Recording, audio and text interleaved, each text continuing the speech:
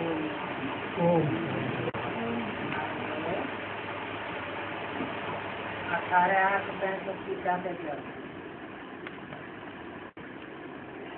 Record चला है माता ओ माता, तू है जग की भाग्य विधाता।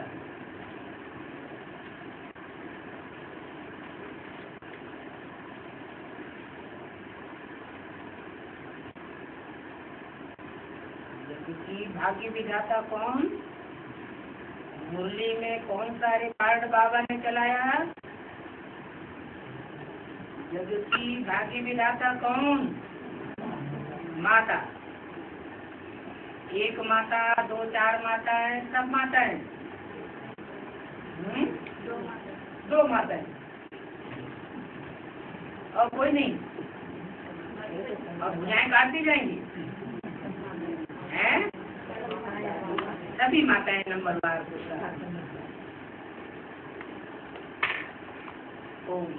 ये है माताओं की महिमा, एक माता की नहीं है, सभी माताओं की महिमा।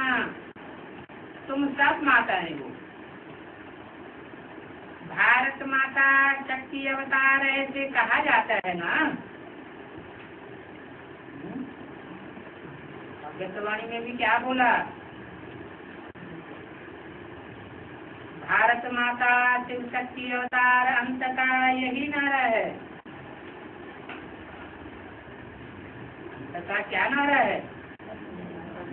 भारत माता शिव शक्ति अवतार अंत का नारा है।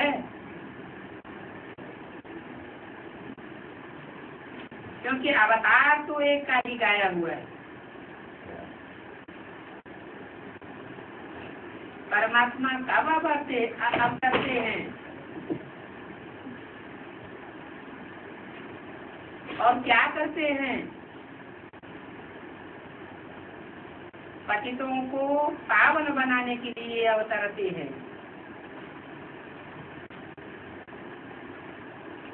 ऊंच से ऊंच भगवान पतित पावन हुआ। अभी तुम बच्चों की बुद्धि में है कि परमपिता परमात्मा हमको पावन बनाने के लिए आए हुए हैं।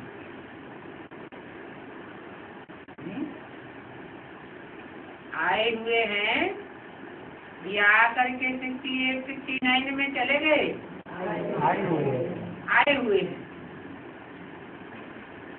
ऐसे तो नहीं आकर के सूक्ष्म वतन में या परमधाम में चले गए हों। आए हुए हैं।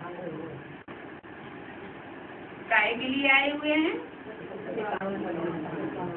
हमको पावन बनाने के लिए आए हुए हैं। नई दुनिया तो बनेगी तब बाद में।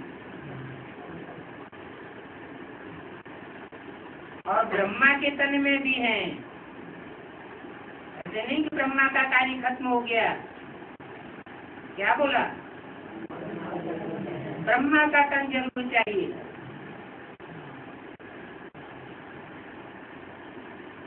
मुरली में बता दीजिए, भली ये ब्रह्मा चला जावे तो जिसमें भी प्रवेश करेंगे उनका नाम ब्रह्मा रखना पड़ेगा। तो ब्रह्मा के तन में भी हैं। यह जो दिल वाला मंदिर है ये तो पूरा यादगार है। जो भी यादगार बनते हैं वो अपूर्ण अवस्था की बनते हैं या संपूर्ण अवस्था की यादगार बनते हैं? 68-69 में संपूर्ण अवस्था कहेंगे या अधूरी अवस्था कहेंगे?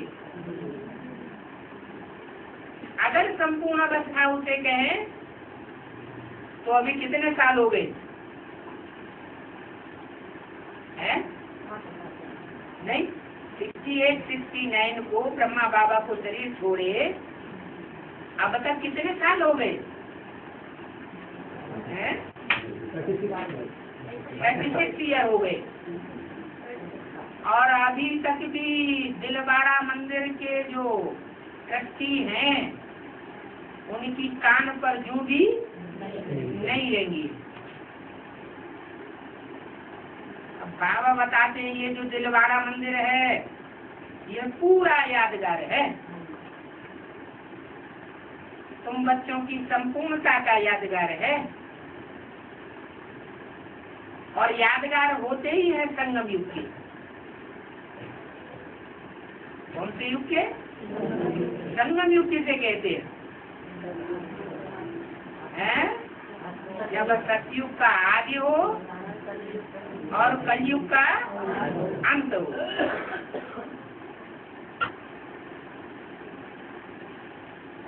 कलयुग में भी सतो प्रधान शूटिंग का अंत हो या तमो प्रधान शूटिंग का अंत हो।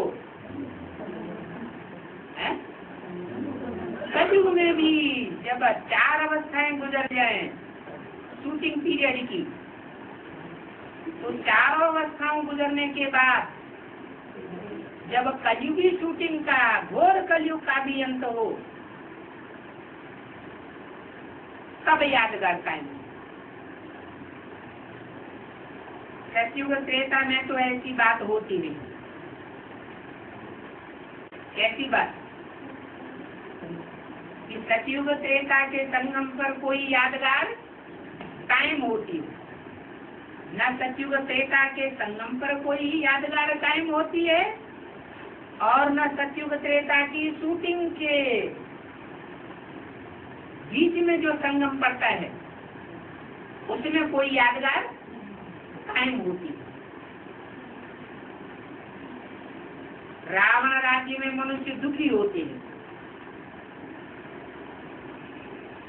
रावण ही रजो तमो बनाते हैं। क्या कहा? रजो और तमो बनाते हैं, सतो प्रधान और सतो सामान्य नहीं बनाते। अब इस समय शक्ति है तमो प्रधान। इस समय जिस समय वाणी चली उस समय भी तमो प्रधान है और अभी भी तमो प्रधान। तो कौन सी शक्ति की बात तब थी और कौन सी शक्ति की बात अब है? उस समय वाणी हद में चल रही थी या बेहद में चल रही थी? बेसिक नॉलेज के बतौर चल रही थी या एडवांस नॉलेज के बतौर चल रही थी? बेसिक नॉलेज के बतौर हद की वाणी चल रही थी। बेहद के अर्थ उस समय लागू नहीं होती थी। अभी इस समय शक्ति तमो प्रधान है, तो कौन सी शक्ति तमो प्रधान है? कलयुगी शक्ति तो तब भी थी। 68, 69 तक जब ये वाणी चलाई गई तब तक कलयुगी शक्ति नहीं थी, ठीक? और कलयुगी शक्ति अभी भी है। अंतर क्या है? उस समय बेसिक नॉलेज थी, अभी एडवांस नॉलेज का भी तामसी पीरियड चल रहा है। अभी इस समय शक्ति तमो प्रधान है, तो कौन सी शक्ति तमो प्रधान है? हद की शक्ति तमो प्रधान है या बेहद की शक्ति तमो प्रधान है? वो हद की बात तो खत्म हो गई हमारी। आप हुए मर गई दुनिया, वो बाहर की दुनिया तो हमारे लिए खलास हो गई। और जिनके लिए अभी भी वो दुनिया काबिज है, वो वास्तव में पक्के ब्राह्मण अभी बने ही नहीं। जो पक्के ब्राह्मण बन चुके उनके लिए वो दुनिया, वो जन्म, वो पूर्व जन्म खलास। अब समय ये जो चल रहा है वो ब्राह्मणों की शक्ति की बेहद की बात है। ब्राह्मणों की सारी शक्ति ही तमो प्रधान है। जब ये शक्ति सतो प्रधान थी तो तुम बच्चे वहां राज्य करते थे। क्या वाणी कहाँ से चलना शुरू हुई? माताओं। जिन माताओं को सामने रखकर बाबा बोलते हैं वाणी में मर्ज करके बोलते हैं, उनके लिए वाणी चल रही है खास, और बाकी के लिए वाणी चल रही है आम। उन माताओं के लिए क्या कहा? जब ये ब्राह्मणों की शक्ति सतो प्रधान थी तो तुम बच्चे वहां राज्य करते थे। इस समय की बात होगी। यदि के आज में वो माताएं सतो प्रधान जब पीरियड था ब्राह्मणों की दुनिया का, तो वो माताएं कंट्रोलर थी, राज्य करती थी, राज्य करने की शूटिंग कर रही। तुम्हारी बुद्धि में ये सुदर्शन चक्र अभी है, तुम ब्राह्मण हो सुदर्शन चक्रधारी। ज्ञान देने वाला एक ही ज्ञान सागर है। क्या तुम माताएं ज्ञान सागर नहीं हो? ज्ञान देने वाला एक ही ज्ञान सागर है। उसकी निशानी दिलवारा मंदिर है और फिर अचल घर भी है। इसकी निशानी है ज्ञान सागर बाप की निशानी है दिल वाला मंदिर। कौन सा वाला? दिल वाला मंदिर, देह वाला नहीं, दिल वाला।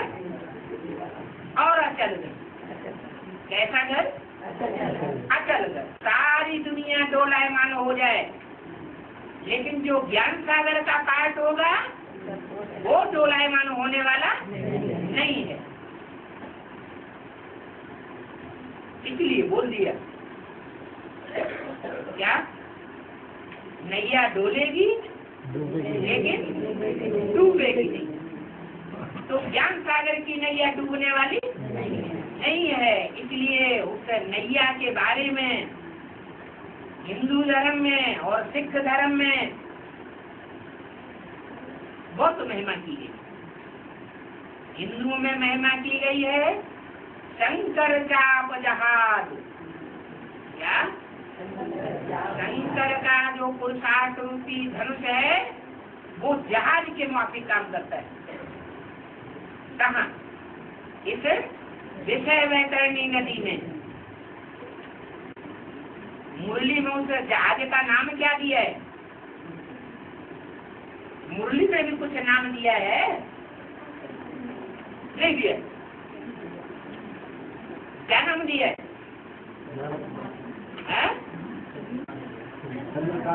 चंद्रकांत वेदांत जहाज। बाबा तो माताओं को आगे रखते हैं। उस जहाज का खिवैया कोई भी हो, लेकिन माताएं नाम किसका आगे रखते हैं? माताओं का। तो नाम रखा है चंद्रमा की कांति वाला, वेदों का अंत करने वाला जहाज। शरीर क्या है?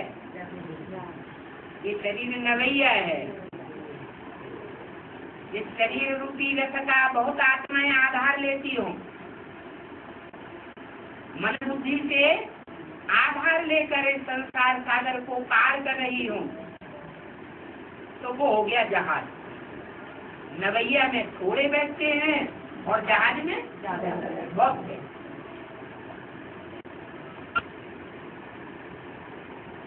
तो ये ज्ञान सागर है दिलवाड़ा मंदिर और अचल गति। शास्त्रों में से शंकर चाप जहाज भी कहा है। और सिखों का सबसे बड़ा गुरु कौन माना जाता है? सिखों में अपने गुरु को क्या नाम दिया है जिसको सदगुरु कहते हैं? नानक चाप जहाज। वो उसी को सबसे बड़ा गुरु निराकार समझते हैं। लेकिन है किसकी बात? क्योंकि गुरु नानक तो आज से 500 साल पहले कलयुग में ही आए थे ना। वो तो कलयुग के अंत में आता है और क्या बनाता है? सतयुग का आदि करता है। गुरु नानक तो 500 साल पहले आए और फिर भी दुनिया और ही ज्यादा नरक बन गई।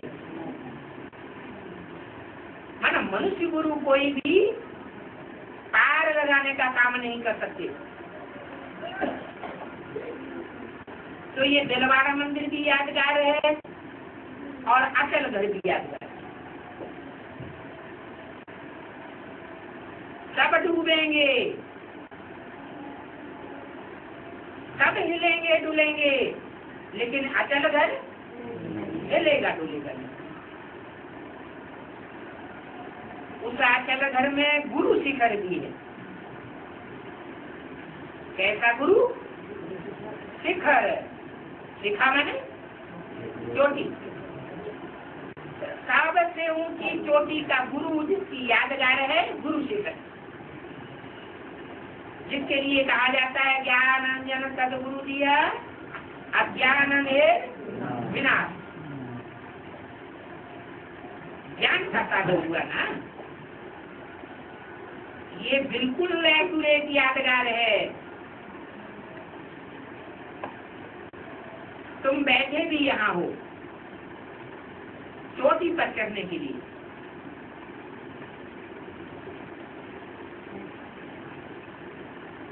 कौन सी चोटी पर चढ़ने के लिए बैठे हो? हैं? नहीं, गुरु शिखर बताया ना। ऐसा गुरु जो चोटी के माफिक जिसकी यादगार है। पहाड़ होता है ना, तो ऊंची से ऊंची चोटियां होती हैं। जैसे दुनिया की सबसे बड़ी चोटी कहाँ है? हिमालय पहाड़, और उसमें सबसे ऊंची चोटी है कौन सी? एवरेस्ट। माउंट एवरेस्ट, जो एवरेस्ट सभ्यता का स्थापन करने वाला है। कैसी सभ्यता? एवरेस्ट एकदम पूर्वीय सभ्यता का स्थापना करने वाला है। तो ऐसी चोटी पर तुम चढ़ने के लिए यहाँ बैठे हो। परम पिता परमात्मा की रुद्र का माला बनने के लिए बैठे हो क्या? विजय माला का उतना गायन नहीं है। काय का गायन है? रुद्र माला का गायन है। तुमको यहाँ ज्ञान मिलता है। रुद्र की जो माला है रुद्र ज्ञान यज्ञ कहा जाता है। क्या? विष्णु ज्ञान यज्ञ नहीं कहा जाता, रुद्र ज्ञान यज्ञ का गायन है। तुमको यहाँ ज्ञान मिलता है, फिर तुम जब अचल स्थिर बनते हो तो तुम जाकर के रुद्रमाला के मन के बनते हो। जब तुम सतो प्रधान बन जाते हो तब बाप के साथ निवास करते हो। ये जैसे डबल पियर घर है। प्रजापिता ब्रह्मा का भी है और शिव बाबा भी यहाँ आया हुआ है। क्या कहा?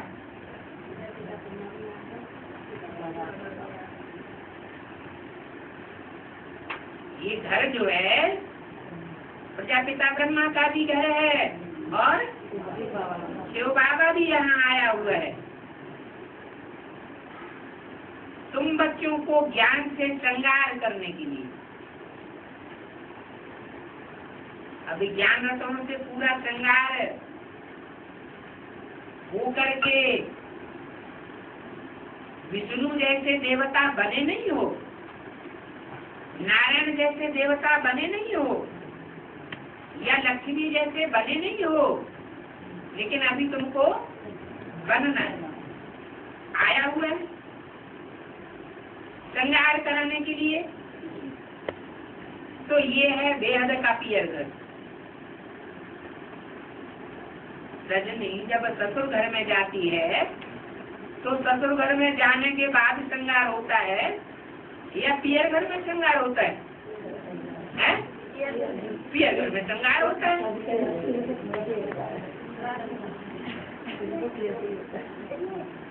तो ये है डबल पियर घर। डबल पियर घर क्यों बताया है? एक तो ब्रह्मा बाप का घर और एक शिव बाबा का घर। शिव बाबा के पास जब तुम पहुंचते हो तो संकल्प विकल्प सारे खलास हो जाते हैं ना। तो शिव बाबा का घर माना शरीर रूपी घर भी कहा जाता है। उसके नजदीक जब पहुंचते हैं तो सारे संकल्प विकल्प कम आ जाते हैं। जैसे परम धाम में कोई संकल्प विकल्प नहीं होता। तो ये ब्रह्मा बाप का भी घर है, शिव बाबा का भी घर है, और वो है ससुर। जो विष्णुपुरी है वो है ससुर घर। अभी पियर घर से तुम बेहद की कमाई कर रहे हो, जानते हो। यह पियर घर ससुर घर तो हद के हुआ करते हो, जो दुनिया में कहते हैं। ससुर घर जाए जेवर आदि पहनते हैं, समझते हैं बहुत सुख मिलेगा। अब तुम तो समझ गए हो, हम तो बेहद के बाप के घर में बैठे हुए हैं। बेहद ससुर घर में जाने के लिए अविनाशी ज्ञान रत्नों की धारणा कर रहे थे। हमारे कोई स्थूल जेवर नहीं है, हम तो अविनाशी ज्ञान रत्नों की धारणा करने वाले हैं। 21 जन्मों के लिए तुम्हारी झोली भर रहे हैं, परंतु अभी तीव्र वेगी इतने ज्यादा नहीं है। जो सतो प्रधान पुरुषार्थी होते हैं उनको कहा जाता है तीव्र वेगी। क्या कहा? तमो प्रधान पुरुषार्थी और सतो प्रधान पुरुषार्थी की पहचान क्या है?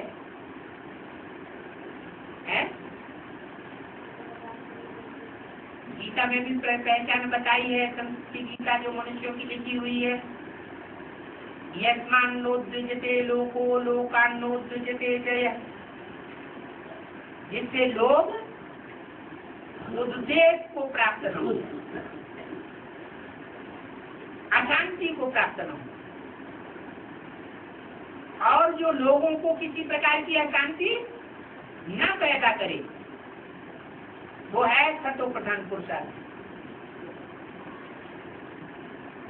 जो तमो प्रधान होते हैं वो खुद भी दुखी होते रहते हैं और दूसरों को भी संपर्क में आने वालों को भी दुखी करते रहते हैं।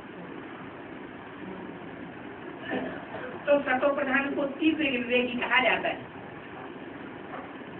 कोई फिर रजोगुणी होते हैं, कोई तमोगुणी होते हैं।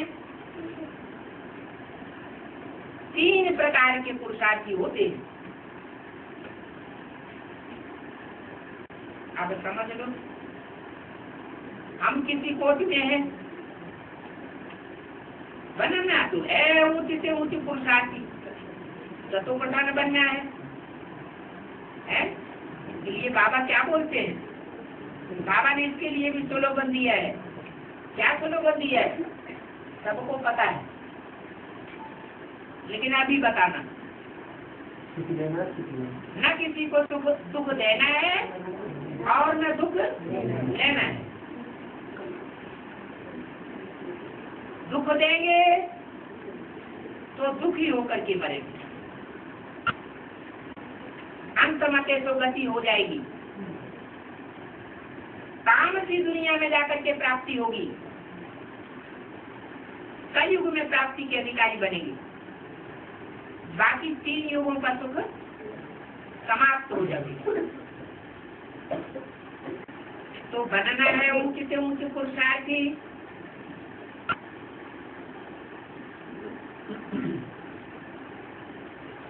जो ऊंचे से ऊंचे पुरुषार्थी होंगे वो बहुत थोड़े होंगे। थोड़े होंगे या ज्यादा होंगे? बहुत थोड़े होंगे। बुद्धि में बाप की याद रखनी है। ऊंच से ऊंचे है वो बाप। क्या कहा? वो बाप ऐसे करके दूर क्यों कर दिया? जिस समय ये वाणी चल रही थी ब्रह्मा के मुख से, उस समय दूर क्यों कर दिया?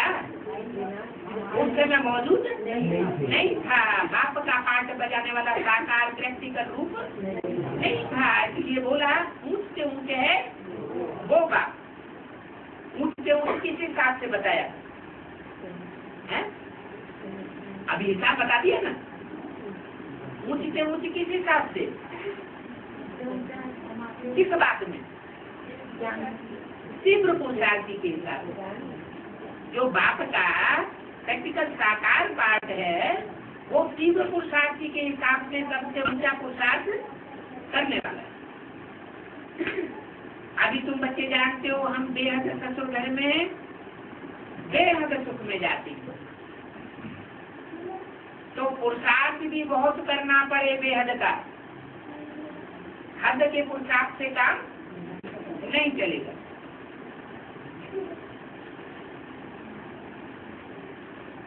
आत्मा कहती है मैं आयरन एज में आ गई हूँ।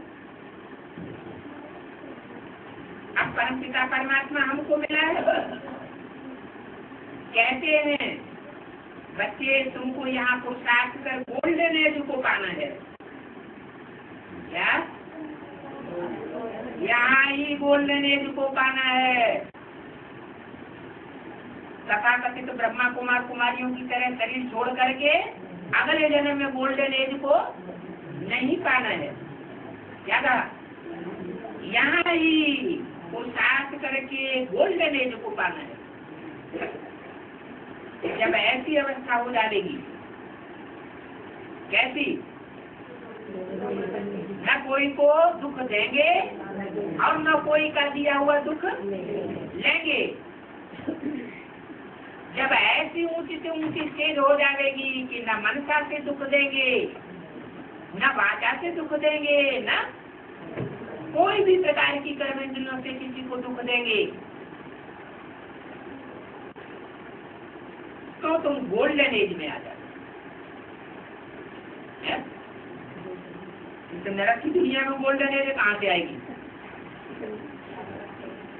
ऐसे यज्ञ के याद में कराची में जब हिंदुस्तान पाकिस्तान का बंटवारा हुआ था, तो सारे पाकिस्तान हिंदुस्तान में खून की नदियां बह रही थी, और कराची में सागर के किनारे ये सारा ब्राह्मणों का ग्रुप निश्चित होकर के पुरुषार्थ कर रहा था। तो नरक की बीच स्वर्ग का वर्षा मिला ना, तो आज में तो था छोटा सा सैंपल, और अभी अंत में होगा ऐसे शतुपठन पुटासी ब्राह्मणों का बड़ा संगठन, जिसके लिए बोला हुआ है कि तुम बच्चे परम धाम को इस शक्ति पर उतार लेंगे। अगर उतारेंगे नहीं तो शांति धाम का गेट खुला हुआ कैसे कहा जाएगा? तुम बच्चे, तुम माताएं क्या करती हो? स्वर्ग के गेट खोलती हो। तो स्वर्ग के गेट खोलने वाली निमित्त कैसे बनेगी? माने इसी दुनिया में, इसी जीवन में हमें गोल्डन एज में जाना है। भक्त लोग कहते हैं जब मरेंगे तो मरने के बाद स्वर्ग में जाएंगे। कौन से भक्त लोग? बाहर की दुनिया के ही, ब्राह्मणों की दुनिया के भी कहते हैं यहाँ थोड़ा ही स्वर्ग आने वाला है। कहाँ आएगा?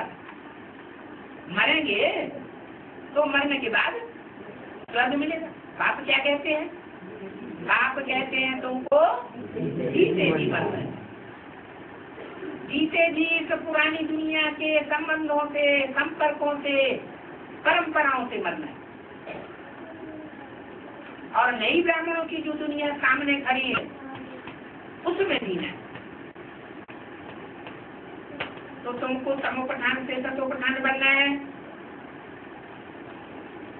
और सतो प्रधान भी तुम सबको बनना है। क्या कहा? जो भी एडवांस में आए हुए हैं उन सबको सतो प्रधान बनना है। तुम्हारा तो पार्टी है सतयुग में, तुम्हारा किससे कहा जाता है? उनका पार्ट नहीं है। जो सन्मुख बैठने वाले हैं, जो बाप से सन्मुख बैठ करके सुनते हैं, उनके लिए बोला कि तुम्हारा तो पार्टी सतयुग में है, उनका पार्ट सतयुग में नहीं। माना 16 कला संपूर्ण जिसे सतयुग कहा जाता है उसमें उनका पार्ट नहीं है। इसलिए तुम सतो प्रधान बनते हो। तुम्हारा पार्ट है तो तुम सतो प्रधान बनते हो, परंतु जाना तो सबको है ना। कहाँ? सतो प्रधान दुनिया में नहीं, शांति धाम की दुनिया में जाना तो सबको है ना। सबको नंबर 12 और रुद्रमाला भी बनना। रुद्रमाला कितने मणकों की है? ज्यादा से ज्यादा 500 करोड़ मणकों की रुद्रमाला। सारी दुनिया का बाप है। सारी दुनिया को आत्मा बनना पड़े, चाहे धर्मराज की मार खा के आत्मा बने देवभान के आगे, और चाहे अपने पुरुषार्थ से आत्मा बने। रुद्रमाला है ही आत्माओं की यादगार। पहले हम माला में सूर्यवंशी, क्या कहा? माला में पहले कौन पिरो जाएंगे? सूर्यवंशी, फिर चंद्रवंशी। जो माला बनेगी रुद्रमाला, उसमें पहले कौन आवेंगे? सूर्यवंशी पिरोए जाएंगे, फिर चंद्रवंशी। ये माला कितनी बड़ी है। और 8 रत्नों की भी माला है, 108 की भी माला है। तुम समझ गए हो रुद्रमाला कैसे बनी हुई है, और कैसे फिर नंबर 12 आने वाले हैं। जब नाम ही है, क्या नाम है? रुद्रमाला। तो रुद्रमाला से जो जितने अटैच्ड होंगे, रुद्र के ज्यादा संसर्ग संपर्क में आने वाले होंगे, वही नंबर 12 रुद्रमाला के मणके बनेंगे। चाहे 8 के बने, चाहे 108 के बने, चाहे 16,108 के हो, चाहे ब्रह्मा की भुजाओं में 1,008 के हो। लेकिन बता दिया कि नंबरवार आने का प्रमाण क्या है। क्या प्रमाण बताया? तुम समझ गए हो रुद्रमाला कैसे बनी हुई है? आत्माओं की है? अरे 8 की भी रुद्र की माला है, जो सर के ऊपर, रुद्र के सर के ऊपर मर के 8 रखे हुए होते हैं माला के। गले में आने वाली 108 की भी माला है, जो गले में पड़ी हुई है। क्या कहते हैं? गले पड़ने के बारे में क्या कहते हैं? गले पड़ गए है? चाहे बिच्छू टिंडन की माला हो तो भी क्या कहते हैं? सांप बिच्छू टिंडन भी कहाँ पड़ गए? गले पड़ गए। तो बोला तुम जानते हो कैसे फिर नंबरवार आने वाले हैं, तो क्या जाना है? नंबरवार कैसे आने वाले हैं? जो जितने जाति रुद्र के संसर्ग संपर्क में आने वाले होंगे, जितने क्लोज कनेक्शन रखने वाले होंगे, आज से अंत तक जितना जाति निभाने वाले होंगे, उतना नजदीक माला में आवेंगे। ये बात तुम जानते हो।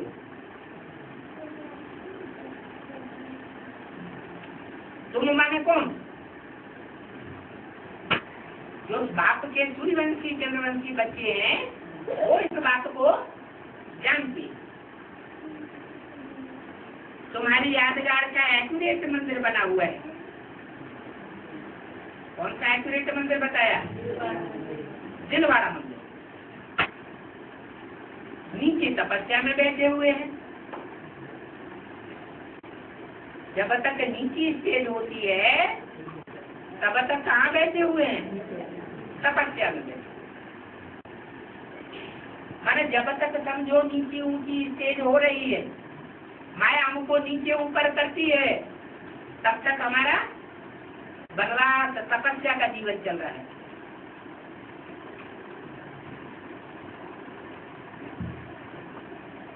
ऊपर में राजाई और जगदम्बा का भी मुख्य नाम है। दिलवाड़ा मंदिर है, उसमें छत में जो देवताएं दिखाए गए हैं, वहाँ देवताएं और देवताओं के साथ साथ जगदम्बा का भी चित्र दिया हुआ है। ऊंची स्थिति खास तो तुम माताओं का है ना। बाप आए गुरु पद तुम माताओं को देते। क्या कहा? बाप आए पुरुषों को गुरु पद नहीं देते। तो द्वापर कलयुगी रावण राज्य की दुनिया में क्या देखा जाता है? गुरु बन करके कौन बैठते हैं? मोस्टली पुरुष लोग गुरु बन करके बैठते। बाप कहते हैं मैं जब आता हूँ तो घर घर में गुरु बने बैठे। पति भी क्या होता है? पति भी हमारा गुरु है। पति ही हमारा गुरु है। गुरु पति परमेश्वर। बाप कहते हैं ये परंपरा अभी मैं खलास कर देता हूँ। तुम माताओं को गुरु पद से सुशोभित करता हूँ।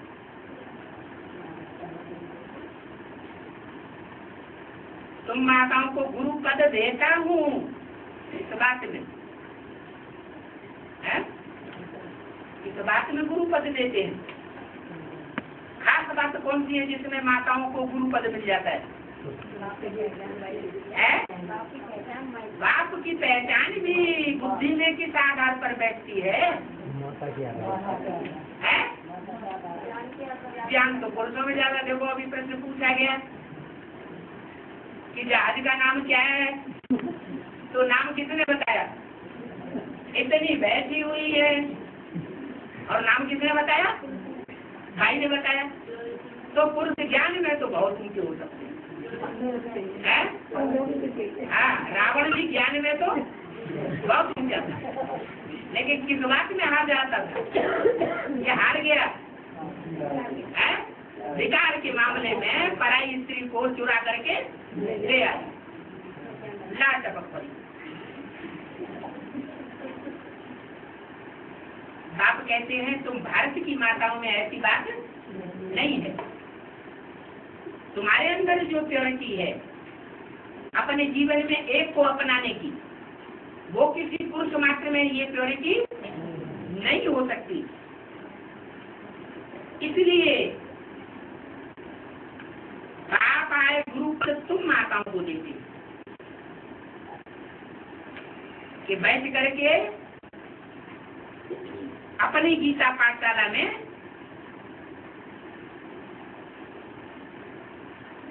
इन पुरुषों को जो तुम्हारे चेले आकर के बने हुए हैं, इनको पढ़ाई पढ़ाओ। क्या? कौन सी पढ़ाई? नर से नारायण बनने की पढ़ाई पढ़ाओ।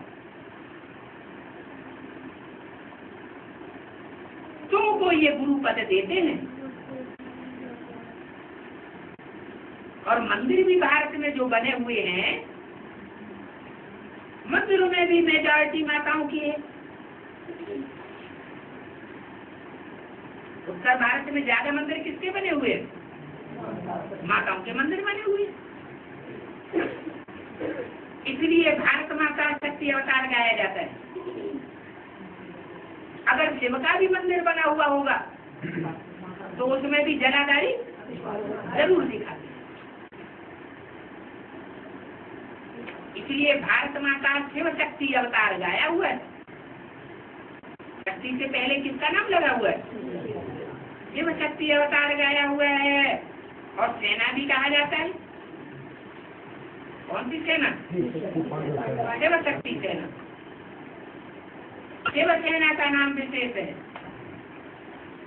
और भक्ति मार्ग में भी एक सेना निकल पड़ी है बम्बई में। क्या नाम है उसका? शिव सेना। क्योंकि आपस में तो बहुत है ना। तुम देखते हो वृद्धि को पाते रहते हैं। कौन? अरे विज्ञान में ज्यादा चलने वाले कौन होते हैं? भाई लोग ज्यादा चलते हैं कि बहनें ज्यादा चलती हैं कि माताएं ज्यादा चलती हैं? संख्या जास्ती किसकी होती है? माताओं की, कन्याओं की ज्यादा संख्या होती है। तो तुम देखते हो तुम आपस में बहुत हो, वृद्धि को पाते रहते हो। सन्यासी तो तुम्हारे हम जिन्स को विधवा बनाए देते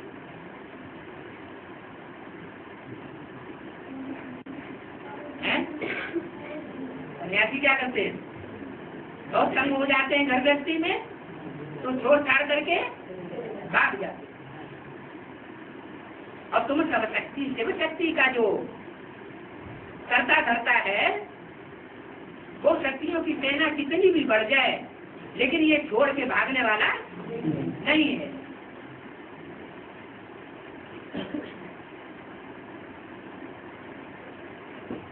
वो जाते हैं घर बार छोड़ते पवित्र बनने के लिए। क्या वो पवित्र बनने के लिए क्या करते हैं? घर बार बीवी बाल बच्चे छोड़ के भाग जाते हैं। और बाप सिखाते हैं तुमको पवित्र बनने के लिए घर बार बीवी बच्चे छोड़ने की दरकार नहीं है। ये तो कायरता है। कैसे? हाँ नहीं, रचना तो रची है।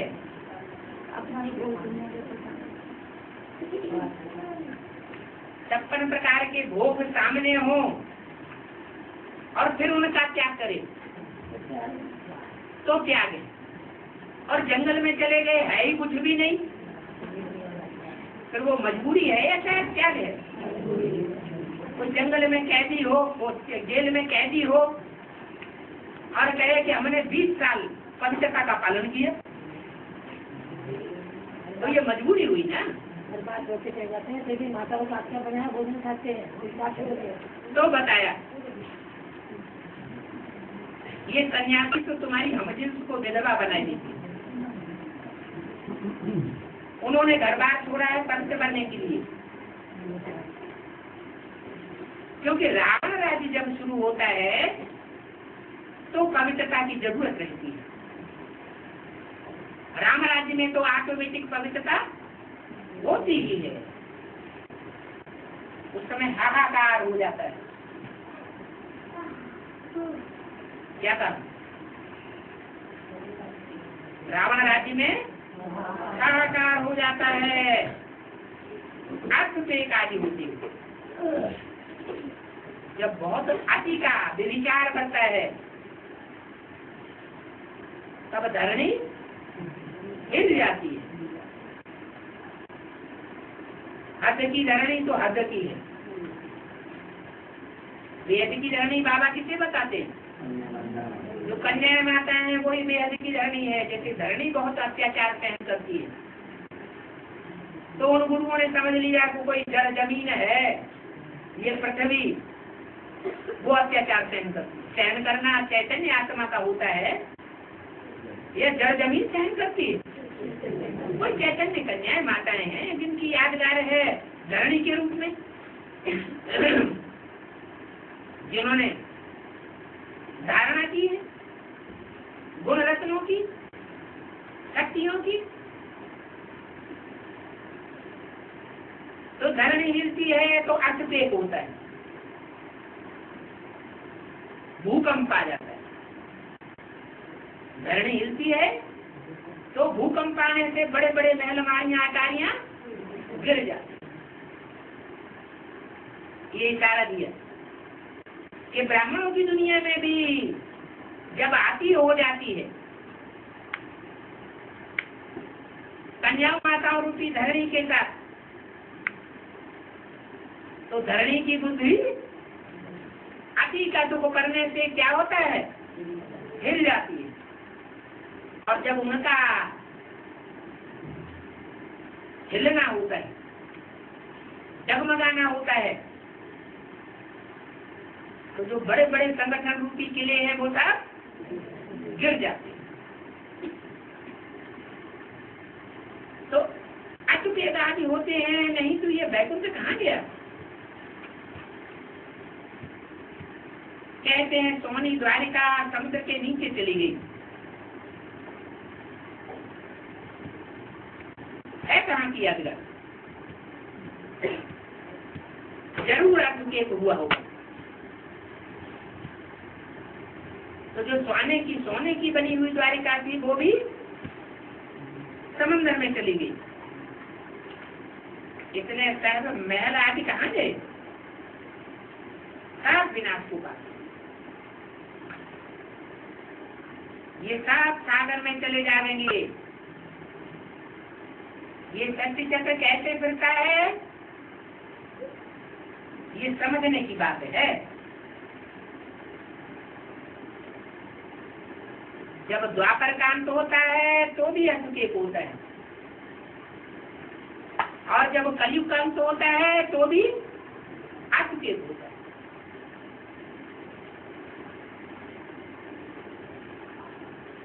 आयरन इनसे फिर गोल्डन एज में नहीं।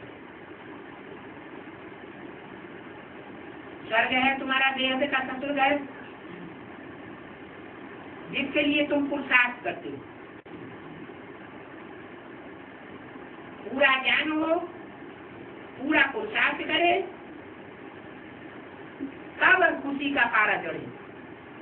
पुरुषार्थ भी पूरा कब करेगा, जब बुद्धि में पूरा ज्ञान हो।